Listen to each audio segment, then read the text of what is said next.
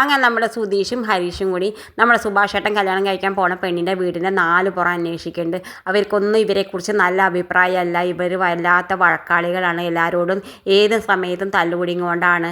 ഞങ്ങൾക്ക് എല്ലാവർക്കും നാട്ടുകാർക്ക് ഇവരെ കൊണ്ട് മതിയായിട്ടായിരിക്കണം എന്നൊക്കെ പറയുന്നുണ്ട്. നമ്മുടെ ഹരീഷിനും സുധീഷിനും എന്നൊക്കെ കേൾക്കുമ്പോൾ വല്ലാത്ത വിഷമമുണ്ട്. എന്തായാലും വീട്ടിൽ പോയിട്ട് നിധിയോട് എല്ലാം പറയുന്നുണ്ട്. ഇങ്ങനെ ആ പെൺകുട്ടീനെ കുറിച്ചിട്ട് നല്ല അഭിപ്രായമല്ല കേൾക്കണം എന്നൊക്കെ പറയുന്നുണ്ട്. എന്തായാലും നമ്മുടെ സുഭാഷ് ഏട്ടൻ പറയുന്നുണ്ട് അത് കുഴപ്പമില്ല, ഈ കല്യാണമായിട്ട് മുന്നോട്ട് പോകാൻ തന്നെ പറയുന്നുണ്ട്. എന്തായാലും വെള്ളിയാഴ്ച ഉറപ്പിക്കലൊക്കെ വെച്ചിട്ടുണ്ട്. എല്ലാവരും റെഡി ആവുന്നുണ്ട്. നമ്മുടെ സുഭാഷേട്ടൻ പോയിട്ട് ദക്ഷിണൊക്കെ കൊടുക്കുന്നുണ്ട്. നമ്മുടെ ഭാസ്കരനും അമ്മായിക്കും ഒക്കെ കൊടുക്കുന്നുണ്ട്. എന്നിട്ട് അവരെയൊക്കെ കല്യാണത്തിന് ക്ഷണിക്കുന്നുണ്ട്. ഉറപ്പിക്കലിന് നമ്മളെ സുനന്ദേനെയും ഒക്കെ ക്ഷണിക്കുന്നുണ്ട് കല്യാണ നിശ്ചയത്തിന്.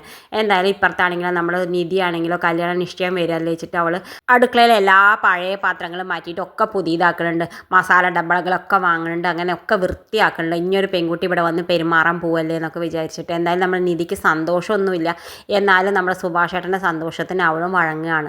എല്ലാവരും അങ്ങനെ കല്യാണ നിശ്ചയത്തിന് ഒരുങ്ങുന്നുണ്ട്. എന്തായാലും കല്യാണ നിശ്ചയ ദിവസം വരുന്നുണ്ട്. എല്ലാവരും പുറപ്പെട്ട് നമ്മുടെ പെൺകുട്ടിയുടെ വീട്ടിലേക്ക് പോകുന്നുണ്ട്. ആ സമയത്ത് നമ്മുടെ വീട്ടിൻ്റെ ഉമ്മറത്ത് എത്തണ സമയത്ത് ആ വീടിനാണെങ്കിലോ ഒരു കല്യാണ ഡെക്കറേഷനും ഇല്ല. അപ്പോൾ നമ്മുടെ ഭാസ്കരൻ ചോദിക്കുന്നുണ്ട് എന്താ ഈ വീടിന് ഒരു ഡെക്കറേഷനൊന്നും ഇല്ലാത്ത, നീ ഈ വീട്ടിൽ നിശ്ചയം ഇല്ലായിരിക്കുമോ, എന്താ പറ്റിയെന്നൊക്കെ വിചാരിക്കേണ്ടത്. എന്തായാലും എല്ലാവരും ഉള്ളിലേക്ക് വരാൻ പറഞ്ഞിട്ട് ഉള്ളിലേക്ക് പോണ സമയത്താണ് നമ്മളുടെ പെൺകുട്ടിയുടെ അച്ഛൻ പറയുന്നുണ്ട് ഞങ്ങൾ ബ്രോക്കറെ പറഞ്ഞിരുന്നല്ലോ ഞങ്ങൾക്ക് ഈ നിശ്ചയം വേണ്ടാന്ന്.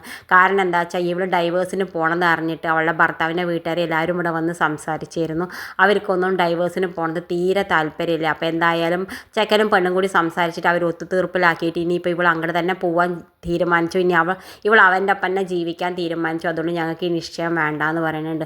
എന്തായാലും ഇത് കേൾക്കുമ്പോൾ എല്ലാവരും ഞെട്ടുണ്ട്. നമ്മുടെ സുഭാഷ് ഏട്ടനും എല്ലാവരും വിഷമിക്കുന്നുണ്ട്. എന്തായാലും ആ സമയത്ത് നമ്മുടെ ഹരീഷ് ചോദിക്കുന്നുണ്ട് നിങ്ങൾക്ക് മുൻകൂട്ടി ഇത് പറയായിരുന്നില്ല, ഇതെന്താ ചെറിയ കാര്യമാണോ, ഇത് ബ്രോക്കറോട് പറഞ്ഞ് ഏൽപ്പിക്കേണ്ട കാര്യമാണ്, നിങ്ങൾക്ക് എന്താ ഞങ്ങളിന്ന് ഫോൺ വിളിച്ച് പറയായിരുന്നില്ലേ, അല്ലെങ്കിൽ നിങ്ങൾക്ക് നേരിട്ട് അവിടെ വന്ന് പറയായിരുന്നില്ലേ, നിങ്ങൾ എന്താ അത് കളിയാന്ന് വിചാരിച്ചോ എന്നൊക്കെ പറയുന്നത് നമ്മുടെ ഹരീഷും എല്ലാവരും കുറേ ചൂടാവുന്നുണ്ട്.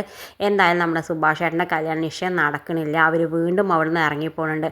ഇത് കാണിച്ചും കൊണ്ടാണ് ഇന്നത്തെ പ്രൊമോ അവസാനിക്കുന്നത്. ഇതുപോലുള്ള പ്രൊമോ വിശേഷങ്ങൾ നിങ്ങളുടെ മുന്നിൽ എളുപ്പത്തിലെത്താൻ ഈ ചാനൽ ഒന്ന് സബ്സ്ക്രൈബ് ചെയ്യാൻ മറക്കരുതേ.